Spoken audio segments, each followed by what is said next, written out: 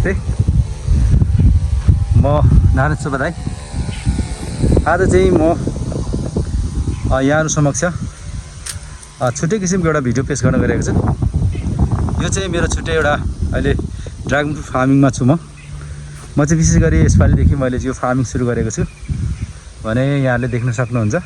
अहिले चाहिँ भर्खर यसपालिको सुरुवाती बच्चाहरू छ मेरो ड्रागन अफ यो फ्रुटको भने मैले चाहिँ भर्खरै सुरु गरेको छु र बच्चाहरू लगभग बढेर यो अवस्थामा आइसकेको छ भने अहिले म चाहिँ आज गोडमेल सँगसँगै बिरुवाहरूलाई चाहिँ विशेष गरी रेखदेख र सँगसँगै बिरुवाहरूमा चाहिँ केही फङ्गसहरू आएको छ र केही रोगहरू आएको छ त्यसको लागि पनि आज दबाई पानी मेडिसिनहरू गरिरहेको छौँ र विशेष गरी चाहिँ आज मैले भिडियो बनाउनुको अर्थ चाहिँ के छ भने म यहाँहरूलाई देखाउन गइरहेको छु। यो विशेष गरी मेरो बिरुवाहरूमा चाहिँ एउटा फङ्गस जुन किसिमको फङ्गस चाहिँ म यहाँलाई त्यो फोटो र भिडियोमा पनि राख्ने गर्ने गर्छु।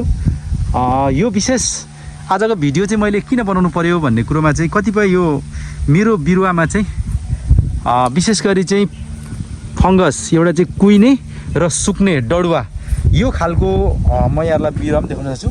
यो खालको एउटा प्रब्लम आएको छ र यसलाई मैले सल्भ गर्नको लागि यो खालको बिरुवा एउटा डडुवा है यो खालको प्रब्लमहरू आइरहेछ र बिरुवामा मैले एक दुईजना विज्ञहरूसँग पनि सल्लाह लिएँ है र मैले जुन चाहिँ त्यो दबाईहरू प्रयोग गर्ने त्यो गरिरहेको छु तैपनि अझै यसले सल्भ भइरहेको छैन। बिरुवाहरूमा धेरै फङ्गसहरू आइरहेको छ र विशेष गरी यो भिडियो मार्फत यहाँहरू हेर्ने सम्पूर्ण मेरा सहयोगी अथवा यस विषयमा विज्ञ कोही हुनुहुन्छ भने यहाँहरूले मलाई सल्लाह सुझाव पनि दिन सक्नुहुन्छ भन्ने किसिमले मैले यो भिडियो पनि यहाँहरू समक्ष राख्न गइरहेको छु। हवस् त, धन्यवाद, नमस्कार।